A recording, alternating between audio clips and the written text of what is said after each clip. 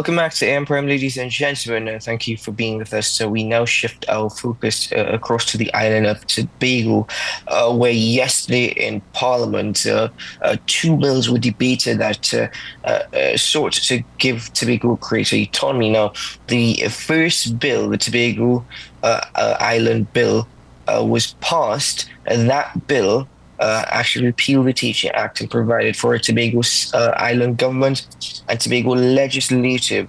It also had a point of order in it, which notes that the national budget earmark for Tobago moved from 4.7% to no less than 6.8%. The second bill, however, which required a special majority, or three-fifths of the parliament, the Constitution Amendment to Tobago Self-Government Bill, that was defeated. There's so much commentary associated with what transpired in Parliament yesterday and the outcome of the debates. But let's hear from those it's affecting most, the people of Tobago, specifically those in the THC, because I'm joined this morning by the Deputy Chief Secretary and Secretary of Health, Wellness and Social Protection of the Tobago House of Assembly, Dr. Faith B. Israel. Good morning, Dr. B. Israel. Welcome to the program. Good morning, and thanks for having me. And I'm glad you said that the key thing, you are talking to those who it affects most. So I'm happy to be on this morning with you. Dr. B. Israel, let me start with the Tobago Island Bill, the Island Government Bill. Earlier this year, you said that the THC was very much willing to support this bill, but there were amendments that needed to be made. The bill was passed yesterday in Parliament. Are you satisfied with the outcome of that particular bill? So it's a constitutional amendment bill and the island government bill. They have to work together because key things in the constitution amendment bill affects what happens in the island government bill. And when I said that there were key things that needed to be amended, unfortunately, we've had no conversation since then, and those things were not amended. So let me take you back a little bit.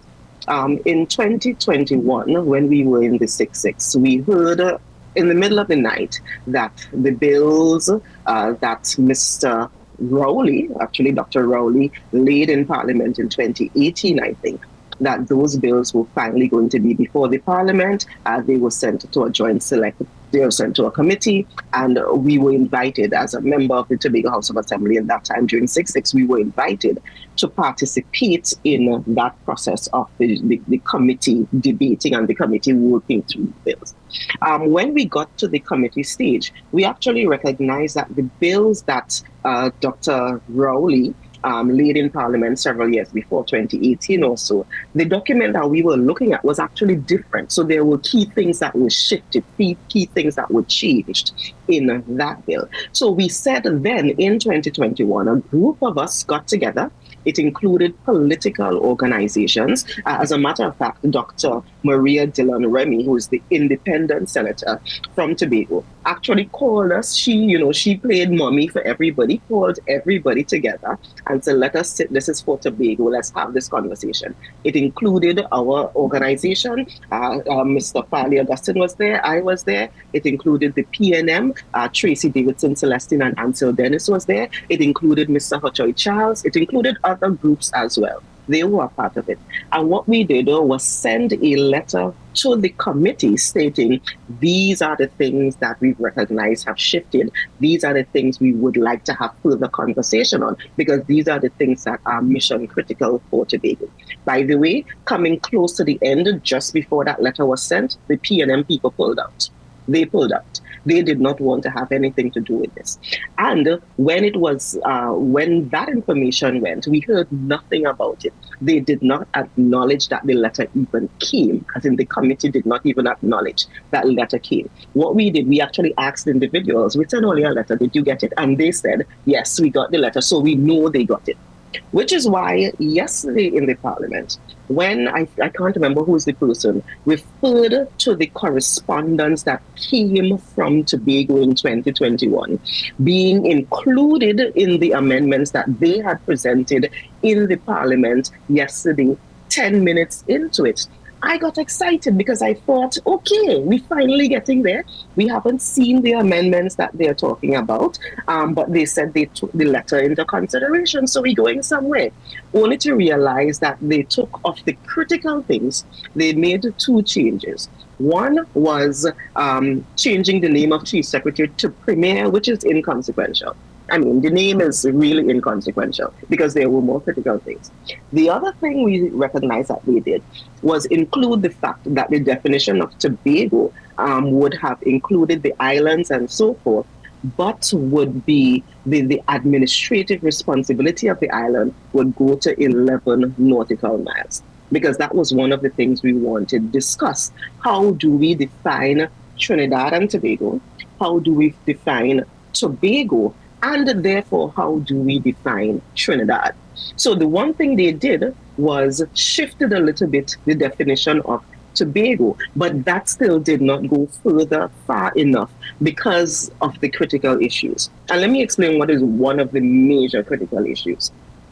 Whenever we talk about Tobago's autonomy, the first question almost everybody asks is, how can Tobago get more autonomy if can Tobago see about itself?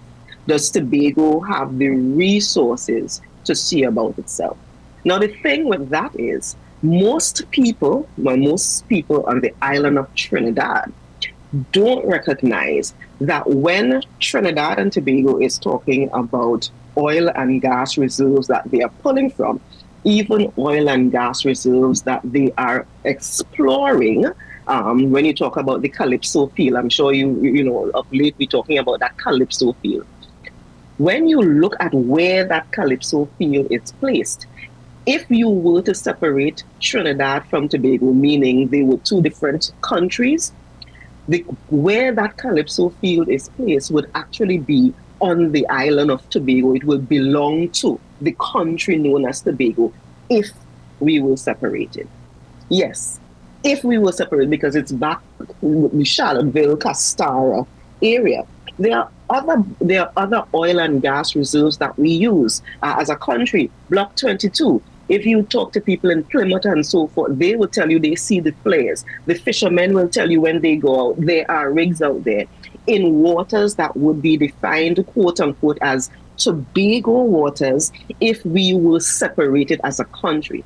So we are saying that given that we know that we contribute to the economy of Trinidad and Tobago, this idea of Tobago not contributing is not accurate. And the way to help us shift that thinking is to define Tobago in a particular way, define Trinidad in a particular way, and then we still keep the country Trinidad and Tobago together. And that would allow us to truly represent how much Tobago contributes to the economy of Trinidad and Tobago. Well, these are recommendations that were put forward, but there is a bit of a confusing part here. The Prime Minister noted that these bills, in its form, have been sitting there for 13 months. There was also the need for consultation. But he also noted that the Chief Secretary forwarded him a WhatsApp with 8 pages of legal documents just minutes before the debate was due to begin. So this is where it's a bit confusing. Why is it that this letter was not sent earlier? And by extension, how significant were the consultations that the Prime Minister spoke of or referred to that should have been taking place over the previous 30 months? So remember I told you that in 2021, we sent a letter that outlined the issues. They were basically the same issues. We were hoping that following that letter, the Parliament, whether it was the committee or whatever, would have come back and said, hey guys, you all sent this letter. Let's have this discussion. Let's continue with the consultations. Let's probably go back to the people of Tobago. That did not happen. The next thing we learned is that last week, what was it, Thursday or Friday, we heard, kind of by happenstance, by the way, that we are debating this on Monday. So we are like, but wait, how are you saying only debating this on Monday and we sent you that letter since 2021? You have not come back to us with anything. So we went back again over the weekend. So while everybody else is hamming and jamming and enjoying the time getting up to Christmas, we were sitting going through again, between 2021 and now, we're like, okay, some things may change, slight shifts. Let us put it in a format that works for the Parliament. And that is what was sent early Monday morning, because it's Thursday, Friday. We heard that they were bringing this again to the Parliament on Monday. So the Prime Minister is very disingenuous to try to try to state that the thing that we sent on Monday was the first time he had heard anything about what the amendments should have been. When his people were the ones in Parliament saying Monday, stating that they were including things that were in the letter that was sent in 2021. They are basically the same set of issues that we discussed in 2021 that was resent yesterday morning. So now I'm curious to know, as you mentioned at the beginning of the program, that both bills are supposed to work hand in hand. Only one bill was passed. That now moves to the Senate for debate. Is there a sense of satisfaction or disappointment that the second bill was not approved in its current form? Well, the fact that so as I said before, one needs the other.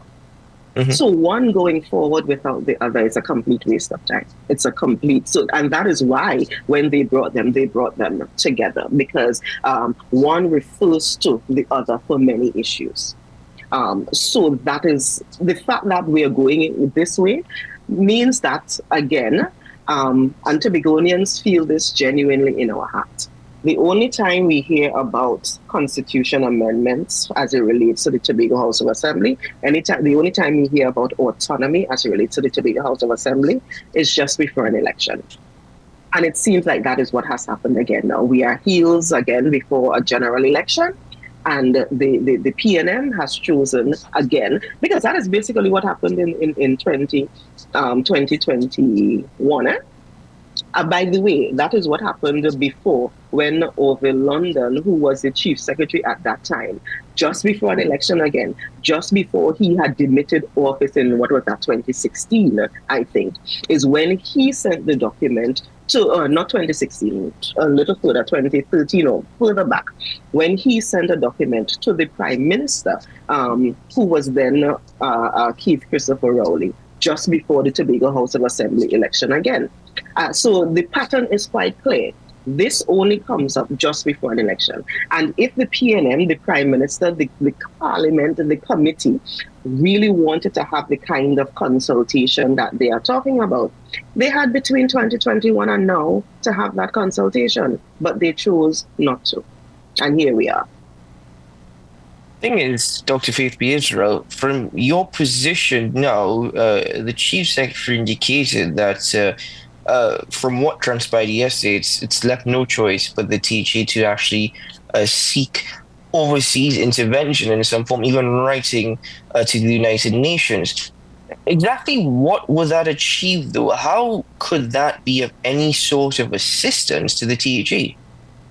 So what we truly believe is that the right to self-determination is a human right. It is one that is innate. It is one that belongs to every single human being, and collectively Tobago, it belongs to every island, every person, every individual. So we are thinking about it from that standpoint, in terms of this is something, you should not take this away from us. 100 and something years ago, the island of Tobago was annexed to the island of Trinidad.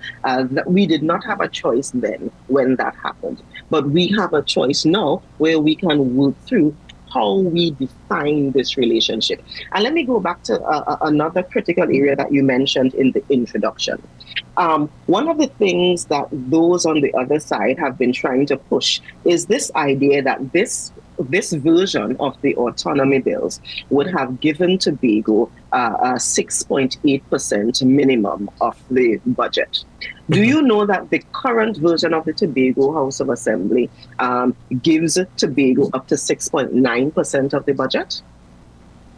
Yes, it does. Because the Dispute Resolution Commission says that the THA should be getting, it gave a range between 4.03 and 6.9%. So if the government of Trinidad and Tobago, as it claims in all of its its conversations lately, that it is willing to give Tobago 6.8%, it can actually give Tobago 6.8% right now with the current THA bill, the current THA Act in its current form. So the fact that they even say that and they try to compare 4% to the 6.8%, again, is them playing smart with foolishness, because they, as a matter of fact, the government of Trinidad and Tobago can give the THA 20% of the budget if it wishes, because what is outlined in law is minimum. That range is minimum, but it can decide to give more if it wishes. I'm glad that you also raised that point, because hand in hand with that, as there's also a key part of this, was also the Tobago Island government's ability to legislate on its own, create laws for Tobago. That, unfortunately, will not happen at this point. So again, if both bills are due to work hand in hand, trying to understand the approach of what's going to happen next, trying to understand exactly how long does Tobago have to wait for autonomy. So let me give you another example, because I'm glad you raised that legislative ability point. One of the things that we pointed out very clearly is that there is a deficiency in the areas where the Tobago House of Assembly or the Tobago Island government would be allowed to make laws for. And let me give you one critical example. Even though the definition of Tobago is classified as the land plus 11 nautical miles in the documents, when it comes to the schedule that speaks specifically about what Tobago can make laws for, there's a list. The list is quite truncated, and it does not include marine issues, for example. So if, for example, we wanted to do something, create a law about Bucko Reef, probably, let's just say we want to ban jet skis because there's a study that says jet skis are affecting the reef. We still would not be able to do that, because in the schedule that speaks to what we can make laws about, marine affairs is not part of that list. That is another example of a critical change, a critical amendment, that when they said yesterday they had taken the amendments that we suggested into consideration, because this was sent quite in 2021. This was sent quite in 2021, and the documents they brought yesterday did not include an amendment like that. So even it was one of those things where, because we are so integrally involved in the management and the running of the island, we picked up things that they may not have thought about. They may not have genuinely thought about. And that is why I said when I was interviewed some time ago, that the bulk of it is fine, but there are just these key things that they needed to switch for it to make sense for us. And that's just one example when it comes to the legislative authority of the Tobago House of Assembly. We focused thus far in this conversation about the actual outcome, focusing on the Prime Minister's reaction. He said effectively Tobago got nothing, and in respect to the aspirations of the people of Tobago, this was a blow. The thing is, Dr. Faith B. Israel, had these bills passed, what exactly would that have meant for the people of Tobago? Let me tell you what this would have meant for the people of Tobago. And I would answer the question slightly differently. I'm looking down a bit because I'm actually reading from a statement that the said Prime Minister made in the House when he laid the bills in 2018. Okay? He indicated that a number of issues, I'm reading verbatim, it is actually on the Office of the Prime Minister's page. He indicated that a number of issues were identified as fundamental to an equitable relationship between the two islands in this country known as Trinidad and Tobago. They were equality of status between the two islands and a legislative framework reflecting such equality. From what I just told you, that does not exist in the documents that we were talking about, the documents that failed. The other one is a federal type system of governance. That does not exist in the document that we were talking about yesterday. The third thing is definition and delineation of the boundaries of each island in accordance with the Constitution. That was not included in the document because, for example, when we were talking about defining the island of Tobago, we would have also liked to see this is what Trinidad is. Because if the country is Trinidad and Tobago and you define Tobago as the island plus 11 nautical miles, reasoning says that the rest of it is Trinidad, which also includes the water masses that is behind Castara and behind Charlottesville and behind where these oil and gas finds are. So when we ask for that kind of definition and delineation, it is because we wanted that kind of distinction cleared up. And the last thing that he said, the responsibility of the Tobago administration to formulate and implement policy on all matters affecting the lives of people resident in Tobago. These are his words. Now, these are his words based on the years and years and years of consultation that happened on the island leading up to this document, the documents being sent to Trinidad, and him laying this in the House in 2018. Using his words, the documents that failed, did not pass yesterday, would not have met the requirements that Tobagonians have been asking for. So no, yes, it is a blow. It means we have to figure out how to re-strategize and go again. But we are actually saying to Tobagonians that here is an opportunity for you all to make a clear decision on who you send to the parliament in Trinidad from Tobago. And that is why we are also gearing up for election. We are also gearing up to ensure that the two people, Tobago East and West MPs, who represent this island, truly represent this island and do not just represent their political party and have to go with what their political party says. Because even if you look at what the MPs who are there now, if you listen to them from a couple of years ago, they are the ones who are saying what Tobago wants Tobago should get. They are the ones that are saying the sham for 𝐤𝐿 is on record as saying, well, you can't define Tobago without defining Trinidad. They are the ones who said those words back then, but somehow it has changed now. So we are encouraging Tobagonians to ensure that you put two representatives who would truly represent your wants and wishes, and we will work through how we get the Tobago autonomy issue back into the parliament sooner than 20 years from now. Minority Leader of the teacher, Kelvin Morris, has described this as political maneuvering and a lack of unity on the part of the Chief Secretary's part, saying that this will forever be a stain on Tobago's quest for autonomy. Unity should have included him saying to his colleagues, since 2021, these amendments were sent to the committee. Let us sit and have a real conversation with Tobagonians, not just the Tobago House of Assembly, with Tobagonians. His party is the one who did not do that. So everything he just said, he is speaking directly front and center about his political organization, because they're the ones who failed Tobago. Dr. B. Israel, in closing, just for clarification purposes, within the last 30 months, the communication between the Tobago House of Assembly and the government in respect to autonomy, what has that been?